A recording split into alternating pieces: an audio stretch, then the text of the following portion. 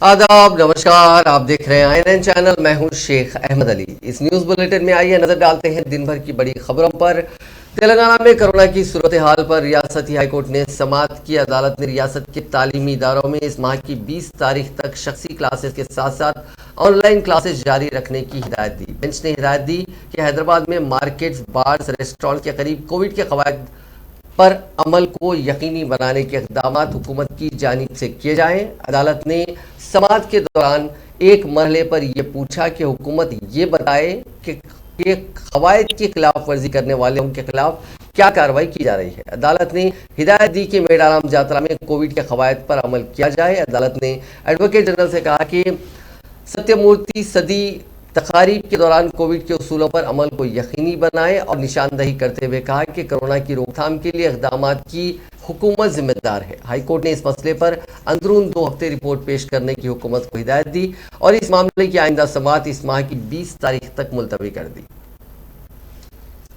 तेलंगाना हुकूमत ने सरकारी मुलाजिमीन और टीचर्स को आपसी रजामंदी से एक जिले से दूसरे जिले को बाहमी तबादले कर लेने की सहूलत फराहम की है। इस सिलसिले में सरकारी अहकाम जारी कर दिए गए हैं। अहकाम के मुताबिक आपसी रजामंदी से दोनों मुलाजिमीन एक दूसरे के मकाम पर काम करने के लिए तैयार हों तो उन्हें 1 मार्च से 15 मार्च के अंदर IFMS पोर्टल में तबादले के लिए दरख्वास्त दाखिल करने की सहूलत फराहम की गई है। हुकूमत ने आपसी रजामंदी से बाहमी तबादला कर लेने के ख्वाहिशमंद मुलाजिमीन को एक शर्त रखी, जिसके मुताबिक दोनों मुलाजिमीन में से किसी एक को जियो 317 के तहत पहले से तबादले पर दूसरे मकाम पर ड्यूटी ज्वाइन करना होगा और एक ही ज़मरे में काम करने वाले मुलाजिमीन और टीचर्स को यह सहूलत फराहम की गई है। मिसाल के तौर पर एक जिले के स्कूल असिस्टेंट टीचर जिसका मजमून रियाजी है, वह आपसी रजामंदी से दूसरे जिले को तबादला कर लेना चाहता है तो उस जिले के रियाजी के स्कूल असिस्टेंट को ही उसकी जगह आना होगा।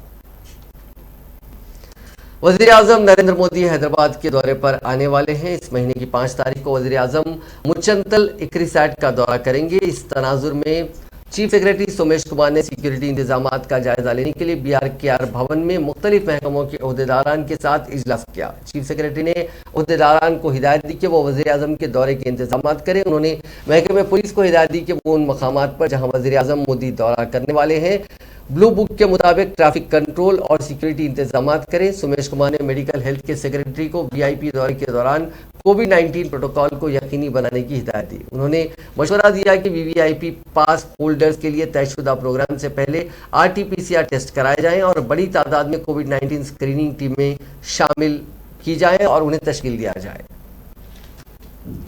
मरकजी वज़ीर फाइनेंस ने साउथ सेंट्रल रेलवे बजट को माली साल 2021-22 के लिए मख्तस 7,049 करोड़ में इजाफा करते हुए माली साल 2022-23 में 9,125 करोड़ रुपए मख्तस के हैं, जिसमें से 5,517 करोड़ रुपए रेलवे ट्रैक की डबलिंग, तीसरी लाइन और बाईपास लाइन के कामों पर खर्च की जाएगी।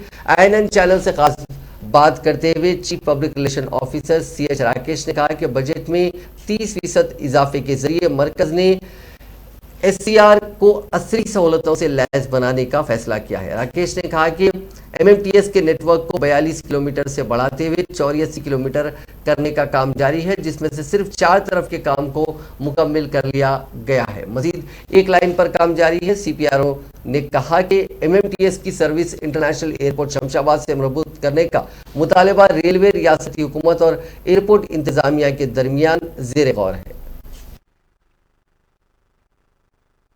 अगर हमारे पूरा जोन के हिसाब से अगर बात करें तो साउथ सेंट्रल रेलवे में ये नया लाइंस बनाने के लिए या डबल लाइंस, थर्ड लाइंस या इलेक्ट्रिफिकेशन वर्क जो होता है, इन सबको अगर मिला के देखें तो साउथ सेंट्रल रेलवे को इस साल 9,125 करोड़ अलॉटमेंट हुआ है।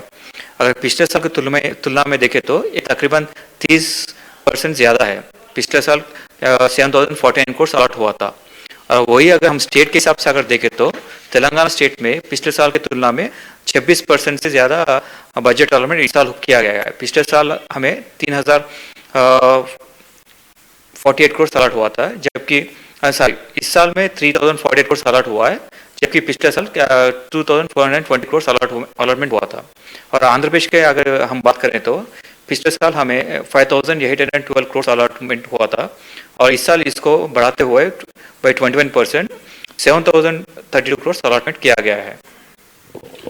राकेश साहब, मैं आपसे चूंकि बजट का एलोकेशन के साथ में सर्कल के दूसरे इश्यूज के ऊपर लूंगा कि हैदराबाद के अंदर जो है सबसे इम्पोर्टेंट MMTS फेज 2 का प्रपोजल था जो पेंडिंग पड़ा हुआ है अभी तक, और दूसरा उसको जो है फिर एक्सटेंड करते हुए एयरपोर्ट से कनेक्ट करना है, उस पर कहाँ तक जो है साउथ सेंट्रल रेलवे ने काम किया? नहीं, MMTS फेज 2 की अगर हम बात करें तो इसमें तकरीबन जो हमारा रेल नेटवर्क है, जो पहले 42 किलोमीटर का रेल नेटवर्क है, उसका ऑलमोस्ट दुगना करते हुए 84 किलोमीटर तक लेने का प्लान सैंक्शन हुआ है। It's a cost sharing project जिसमें बहुत रेलवेज भी पैसा देता है और स्टेट गवर्नमेंट भी पैसा देता है। अगर रेलवे अभी तक अगर देखे तो हम कहीं पे भी काम रुका हुआ है नहीं।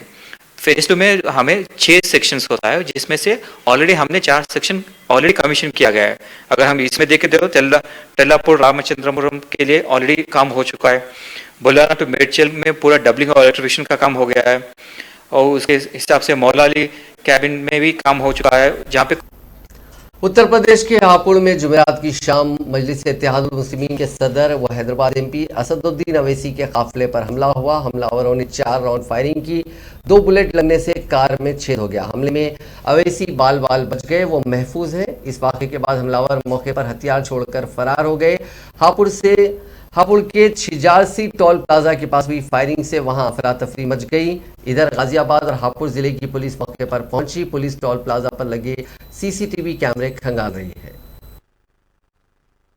यात्रा हो गई, हमने मीडिया से आपके जिम्मेदार थे बात की, और फिर वहां से हम किठौर गए। किठौर से हम मेरे ख्याल से हमने 3 बजे से 3:45-3:50 तक हमने वहां पर पैदल दौरा किया। फिर हमारे नुमान रुफिल साहब के घर में हम गए, वहाँ पर थोड़ा बहुत लंच का चाय का इंतजाम था, करके नमाज पढ़े, और वहाँ से दिल्ली आने के लिए जब हम इस पिलखुवा के पास जो टोल गेट है वहाँ पर हम पहुंचे, हमारे साथ 4 गाड़ियाँ थी। हमारी गाड़ी के सामने हाजी साहब की टाटा सफारी थी जो पीछे आपके, और हमारी गाड़ी के पीछे और 2 फॉर्च्यूनर थे। तो जैसा हम टोल गेट के करीब गाड़ी स्लो हो जाती है, बैरिकेड होता है, तो एक बड़ी धाम से आवाज आई। तो बोले क्या हुआ? फिर दूसरी आवाज आई, तो हमारे साथ जो गाड़ी में हमारे दोस्त गाड़ी चला रहे थे यामीन खान, बोले भाई हमला हो रहा। तो हमारी गाड़ी से उन्होंने बड़ी क्विक थिंकिंग से इस गाड़ी को पुश किया, ये सफारी को, और वहां से निकले। फिर और एक आवाज आई, जब निकल एक और आवाज आई। तो मेरे ख्याल से 3 से 4 राउंड की फायरिंग हुई। हमारी गाड़ी के लेफ्ट साइड के ऊपर 2 होल्स के निशान है, एक गोली शायद, और एक निशान है लेफ्ट साइड मडगार्ड के ऊपर। हम जब गाड़ी से आगे बढ़े तो हमारा, क्योंकि हमारी गाड़ी से उस गाड़ी को हमने पुश किया, मारा, राइट साइड का टायर पंक्चर हो गया। फिर एक वहाँ एक फ्लाईओवर है, वहाँ पर गाड़ी रोककर हम इस गाड़ी में बैठ गए और दिल्ली को आगे, क्योंकि हमको लगा कि रेकी कर रहे थे, फॉलो कर रहे थे हमको। हमारे जब ये हमला हो रहा था, हमारे पीछे जो फॉर्च्यूनर थी जिसमें हमारे एक्स मेयर माजिद थे, उसके ड्राइवर ने एक शूटर पर गाड़ी चढ़ा दी। जो रेड हुडी पहना था, 2 लोग थे, रेड हुडी पहना था, एक व्हाइट जैकेट। तो जो रेड हुडी पहना था उसके ऊपर गाड़ी चलाई, उसके पैर पर चलाई, वो गिरा। तो जो व्हाइट जैकेट पहना था वो उल्टा उन 2 फॉर्च्यूनर पे गोली चलाया। तो अब हमारी थोड़ी देर पहले एडिशनल SP वहां से जो है जिम्मेदार, उनसे बात की। उन्होंने कहा कि हाँ सर, आर्म्स जो इस्तेमाल है वो भी मिला, हथियार भी मिला। माहिर माशियात director centre for development and practice professor Amirullah Khan ने माली साल 2022 के लिए 39,45,000 करोड़ के पेश करदा मरकजी बजट को हकीकत से बैद, आम आदमी के लिए बेफैज और कॉरपोरेट दोस्त बजट से ताबीर करते हुए कहा कि 45,000 करोड़ रुपए दरियाओं को मजबूत करने के नाम पर कुदरती निज़ाम में खुली मुदाखलत के जरिए माहौलियाती अदम तवाज़ुन को फ़रोग़ दिया जा रहा है। INN ब्यूरो चीफ हबीब अली जीलानी से बजट 2022 पर बात करते हुए प्रोफेसर आमिरुल्लाह खान ने कहा कि अगर मुल्क की मईशत को मुस्तहकम बनाना हो तो छोटी और औसत सनतों को टैक्स और दीगर रियायतें फराहम करना ज़रूरी है। आमिरुल्लाह खान ने कहा कि मरकजी हुकूमत ने नई तालीमी पॉलिसी का ऐलान तो किया, लेकिन इस मत के लिए खातिर ख्वाह फंड्स मख्तस नहीं किए।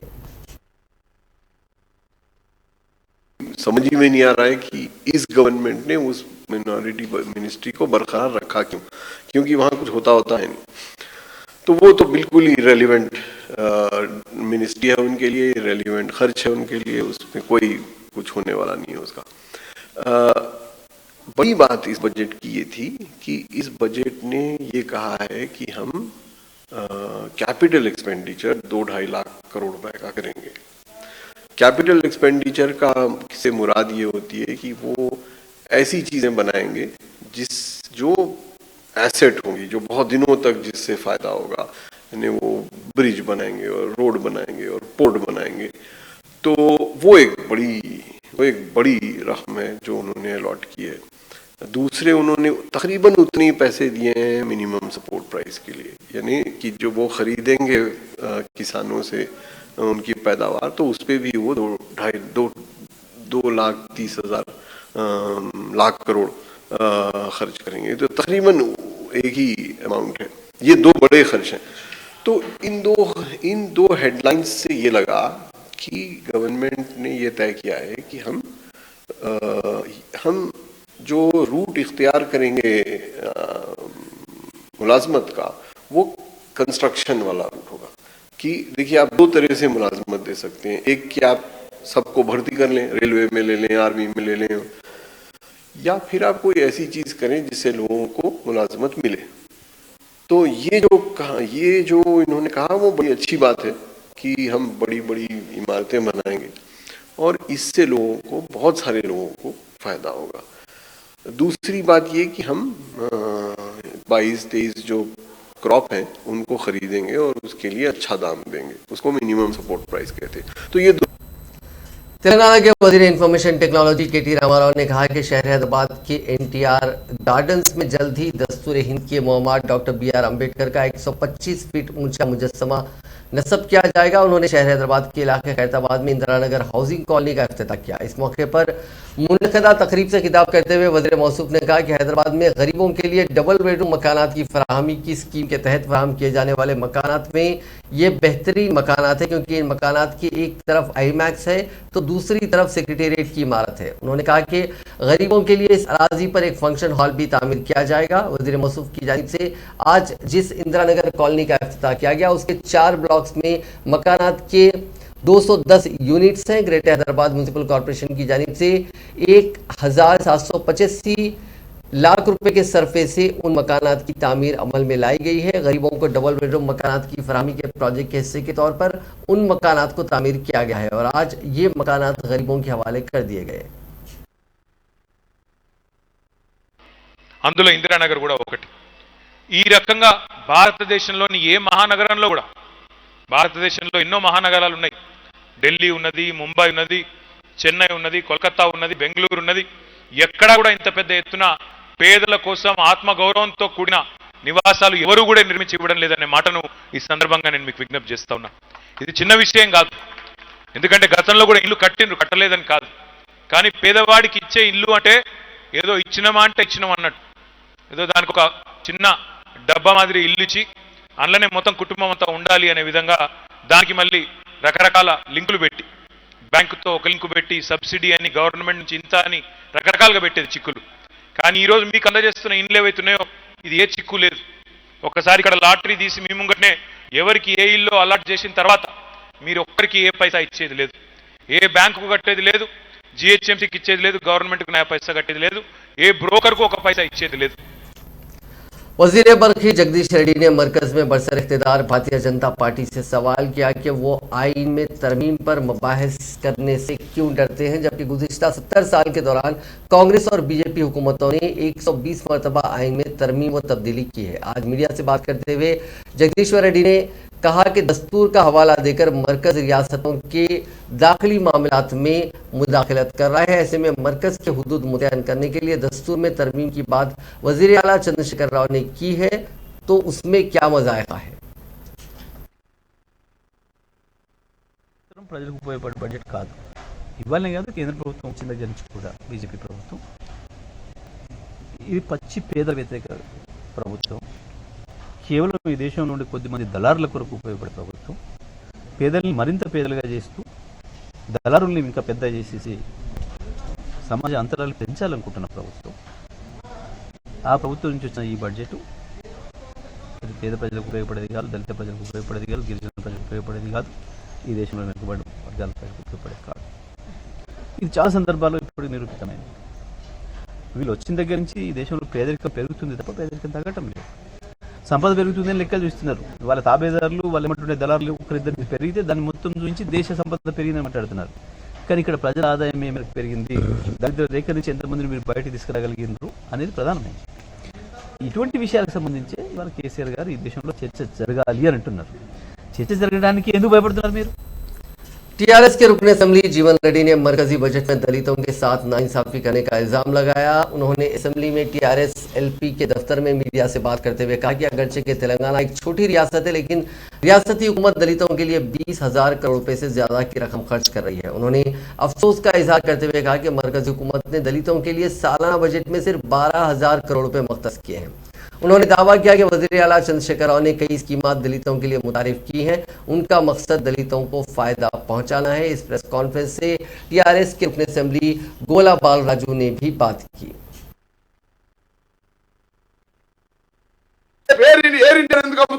అనేక సంస్థలు అమ్ముతున్నాడు.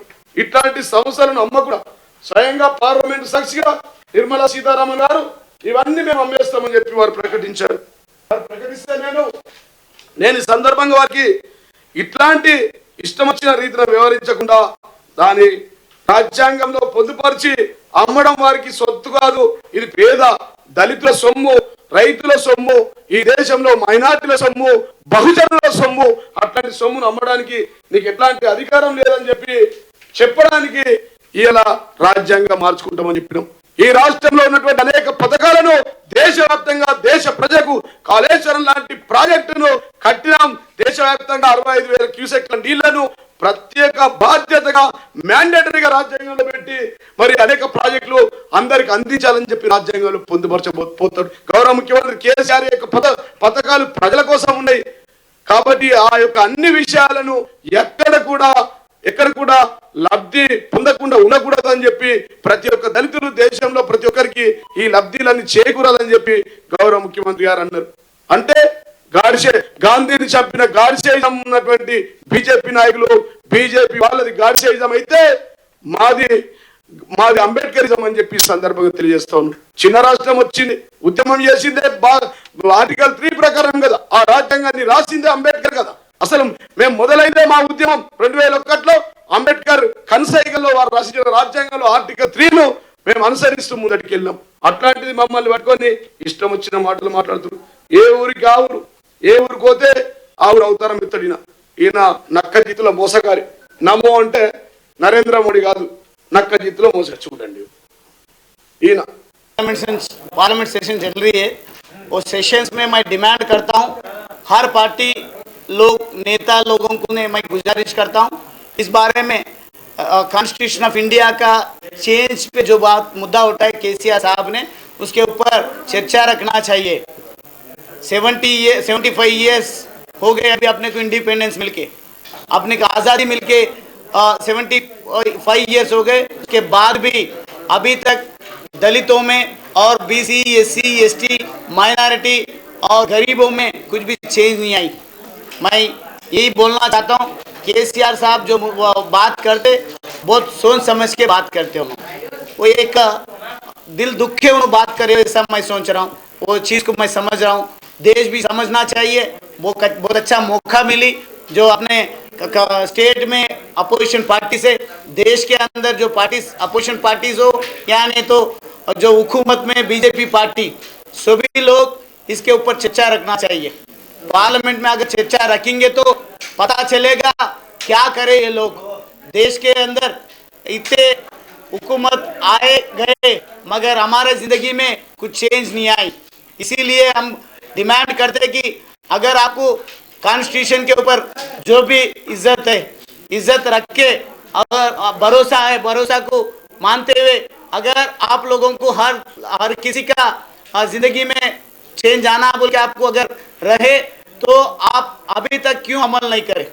जैसा हम लोग अभी दलित बंधु हम शामिल कर रहे, अमल में लाए और बहुत सारे चीज़ों को, और यहाँ पर गरीब लोगों को जो डबल बेडरूम तेलंगाना की हुक्मरान जमात टीआरएस की रुकने कानून साज काउंसिल की कविता ने मुनाफे में चलने वाले एलआईसी इदारे को फरोख्त करने की तजवीज़ पर सवाल उठाया। उन्होंने इस सिलसिले में मरकजी वज़ीर फाइनेंस निर्मला सीतारामन से एक ट्वीट के जरिए पूछा कि एलआईसी जो मुनाफे में चल रहा है उसको फरोख्त करने की तजवीज़ का क्या जवाब है।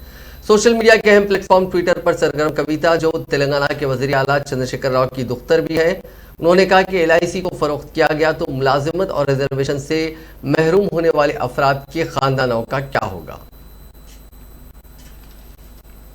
तेलंगाना प्रदेश कांग्रेस कमेटी के सदर और रुकने पार्लियामेंट ए रेवंत रेड्डी ने जुमेरात को चीफ मिनिस्टर के चंद्रशेखर राव को मुल्क दुश्मन और गद्दार करार देने का मुतालबा किया, क्योंकि उन्होंने नए आइन का मुतालबा करने की जसारत की और भारत रत्न डॉक्टर BR अम्बेडकर की शबिया को खराब करने की कोशिश की।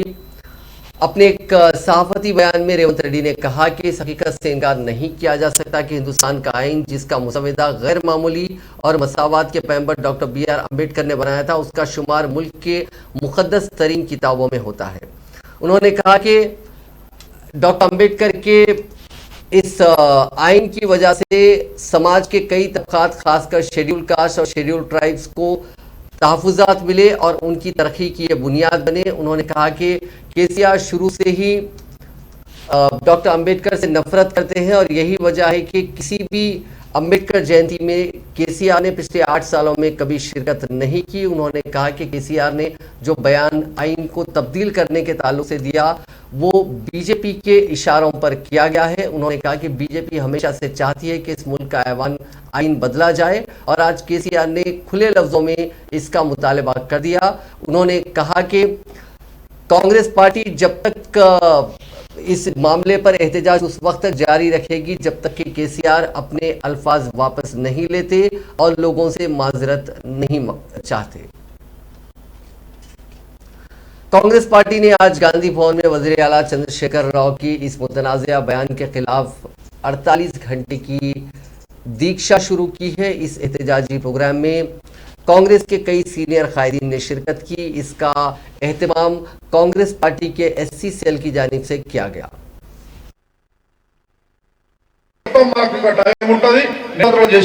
చరిత్ర భారత రాజ్యాంగం దుర్మార్గుడా తాగే మందుబాటు ఉన్నట సుడా మీరు శవాన్ని కదా అనుకుంటున్నాం మేము రాజ్యాంగాన్ని మార్చేటంత దమ్ము నీకు తుమ్ములే పోయేటోడు నువ్వు రాజ్యాంగాన్ని మార్చావు దుర్మార్గుడా నాలుగు తెగ్గొస్తామని చెప్పేసి गांधी भवन నుంచి 48 तेलंगाना का मुख्यमंत्री संविधान को चेंज करने का बात किया है। उसको लेके कांग्रेस पार्टी के तहत हम यहाँ पे 2 दिन का दीक्षा कर रहे हैं। ये दीक्षा नहीं है, ये अल्टीमेटम है 48 आवर्स का कि मुख्यमंत्री अपना बातों को वापस लेना है। बराबर हमारे तेलंगाना के लोगों को और पूरे भारत देशवासियों को माफ़ी मांगना है। जो संविधान को बिल्कुल पढ़ा नहीं है, उसको जिसको पता नहीं है कि संविधान में कितने बार इसको हमने संवरण किया है, 105 बार संवरण किया है, उसको प्रेस मीट में बोलता है कि 80 बार किया है, तो इसको पता भी नहीं है संविधान क्या है। अगर संविधान पता रहता तो फिर संविधान में जो जो हम लोगों को दिया गया है, जो हक दिया गया है वो हक हमको देते। आज हमको बाहर घूमने का स्वेच नहीं है। बाहर आप देखें तो पुलिस का इतना व्यवस्था है, बाहर कुछ एक प्रोग्राम करेंगे बोलते फ्रीडम ऑफ एक्सप्रेशन नहीं है। हर एक जगह जगह पे हम लोगों को यहाँ पे कुचलने का कोशिश कर रहे हैं। इसके लिए हम पूरे तरह से लड़ेंगे, हर एक प्रजा के पास जाएंगे और तेलंगाना में पूरा हम हर एक दलित संघ को भी हम यहाँ पे कॉल फॉर कर रहे हैं कि इस जो उद्यम है इसके ये जो भी आगे बढ़ रहा है, संविधान को अभी टच करने का बात आया है तो बाबा साहेब अम्बेडकर के ऊपर बात आया है, तो हम इस संविधान को बचाने के लिए सारे पार्टियों को, सारे दलित के संघों को मैं यहाँ से अपील कर रहा हूँ कि हम सारे साथ में चलेंगे और जो ये सरकार जो है सरकार को नीचे उतरवाने तक हम सारे मिलके लड़ेंगे करके मैं इस तरह में बता रहा हूँ। तेलंगाना कांग्रेस के सीनियर लीडर पोन्नाला लक्ष्मैया ने कहा कि वज़ीर आला चंद्रशेखर राव की जानिब से दस्तूर में तब्दीली की बात करना डॉक्टर अम्बेडकर की तौहीन है। उन्होंने फेसबुक पोस्ट में कहा कि वज़ीर आला ने आइन के तहत हलफ उठाया और वो अब उसी के खिलाफ बात कर रहे हैं। जो अजीब बात है, दस्तूर को तब्दील करने से मुतालिक वज़ीर आला का रिमार्क शर्मनाक है। उन्होंने कहा कि वज़ीर आला दस्तूर को तब्दील करने की बात कर रहे हैं, हालांकि छूटछाट का खात्मा इसी आइन की वजह से मुमकिन हुआ। उन्होंने कहा कि दस्तूर में तरमीम की बात करने वाले वज़ीर आला चंद्रशेखर राव ने क्या GST और नोटों की मनसूखी के मामले में मरकजी हुकूमत का साथ नहीं दिया। उन्होंने जोर देते हुए कहा कि तेलंगाना के हुकूक के उसूल में वज़ीर आला नाकाम हो गए हैं। उन्होंने इल्ज़ाम लगाया कि BJP और TRS दोनों को एक ही तरह की सियासत करके अवाम की तवज्जो असल मौज़ूआत से हटाने की कोशिश कर रहे हैं। उन्होंने जोर देते हुए कहा कि वज़ीर आला के दस्तूर में तब्दीली के रिमार्क्स पर पुलिस अपने तौर पर मामला दर्ज करे। उन्होंने पूछा कि क्या अम्बेडकर के आइन को तब्दील करने की बात करना मुल्क के साथ गद्दारी नहीं है। ఈ రాజ్యాంగం మంచిది కాదు, రాజ్యాంగాన్ని కొత్త రాజ్యాంగం కావాలి అనడం నేనైతే సిగ్గుచేటుగా భావిస్తా ఉన్నాను. ఇది మరి ఏ మంత్రులు మాట్లాడినో నాకు అర్థం కావట్లేదు. ఈ రాజ్యాంగం ఎటువంటి రాజ్యాంగం? డాక్టర్ అంబేద్కర్ గారు మనందరికీ ఆరాధ్య దైవంలాగా చూస్తాం మనం. అస్పృశ్యతను NSUI के कारकुनों ने तेलंगाना की हुक्मरान जमात TRS के रुकन असेंबली मंजी रेड्डी किशन रेड्डी की कारों के काफिले को रोकने की कोशिश की और अंडे और टमाटर फेंके। रियासती असेंबली में इब्राहिमपट्टनम हल्के की नुमाइंदगी करने वाले मंजी रेड्डी किशन रेड्डी की कारों के काफिले को रोककर रियासत में बेरोजगारी के मसले पर NSUI के कारकुनों ने एहतजाज किया और हुकूमत के खिलाफ नारेबाजी की। NSUI के लीडरों ने इल्जाम लगाया कि बेरोजगारी के मसले पर पुरअमन एहतजाज करने वाले NSUI के कायदीन और कारकुनों पर रुकन असेंबली के हामियों ने हमला किया और उसके बावजूद पुलिस ने उनके खिलाफ कोई कार्रवाई नहीं की। उन्होंने इल्जाम लगाया कि वज़ीर आला चंद्रशेखर राव की आमरीत के खात्मे के लिए जद्दोजहद करने वाले NSUI के कायदीन और कारकुनों को निशाना बनाया जा रहा है। कौमी सदर OBC मोर्चा डॉक्टर लक्ष्मण की क़यादत में BJP पार्टी ऑफिस में वज़ीर आला चंद्रशेखर राव की जानिब से बाबा साहेब डॉक्टर अम्बेडकर के मुरत्तब करदा दस्तूर और आइन को तब्दील कर देने के रिमार्क्स के खिलाफ आज दीक्षा का यानी एहतजाज मुनज़्ज़म किया गया। इस एहतजाज को डॉक्टर लक्ष्मण के अलावा साबिक रुकन पार्लियामेंट विवेक वेंकट स्वामी ने भी खिताब किया। भारतीय जनता पार्टी तेलंगाना शाखा आज पूरा राज्य भर में मंडल स्तर पर और जिला स्तर पर और हमारे प्रदेश स्तर पर बीइंग दीक्षा के नाम पे आज जो हमारा प्रोटेस्ट प्रोग्राम किया जा रहा है कि हमारे प्रदेश के मुख्यमंत्री KCR आज संविधान बदलने के लिए किस तरह बयान दिया गया है। ये हमारे मुख्यमंत्री संविधान को अपमान करते हुए जो वार्तालाप किया गया उसके खिलाफ आज भारतीय जनता पार्टी आज दीक्षा कार्यक्रम बनाई। इतना ही नहीं, इस बीच में KCR ने अपना MPs को लोकसभा के अंदर हमारे राष्ट्रपति का भाषण को भी बाइकआउट करने के लिए ऐलान किया। हम यही पूछना चाहते हैं कि एक राष्ट्रपति दलित होने के नाते अब ये बाइकआउट का आज ऐलान किया क्या, क्यों बाइकआउट करना पड़ा, जवाब देना चाहिए। उतना ही नहीं, आज गणतंत्र दिनोत्सव जो बनाते 26 जनवरी को, उस सिलसिले में हमारे राज्यपाल बीजेपी की महाजी तंजीम BJYM की जानिब से कल शहर हैदराबाद के उप्पल पुलिस स्टेशन के करीब धरना दिया गया, जिसके नतीजे में कुछ देर के लिए कशीदगी फैल गई। उन्होंने अपने साथियों की रिहाई का मुतालबा करते हुए धरना दिया और हुकूमत के खिलाफ नारेबाजी की। पुलिस ने गुज़िश्ता रोज BJYM के कारकुनों को उस वक्त हिरासत में लिया था जब उन्होंने रियासती वज़ीर इंफॉर्मेशन टेक्नोलॉजी KT रामाराव के कारों के काफिले में रुकावट पैदा करने की कोशिश की थी। बाद उन हिरासत में लिए कारकुनों को उप्पल पुलिस स्टेशन मुंतकिल किया गया था। उनकी उप्पल पुलिस स्टेशन मुंतकली की इत्तला के साथ ही BJYM के दीगर कारकुनों की बड़ी तादाद पुलिस स्टेशन के करीब जमा हो गई और अपने साथियों की रिहाई का मुतालबा करते हुए उन्होंने धरना दिया। अब नजर डालते हैं कोरोना से जुड़े आंकड़ों पर। पिछले 24 घंटों में रियासत भर में 81,417 अफराद का कोविड का टेस्ट किया गया, जिसमें 2,421 मुस्बित पाए गए। इसी दौरान 2 और अफराद की इस मोजी वायरस की वजह से मौत हो गई, जबकि 3,980 ने इस बीमारी को शिकस्त दी।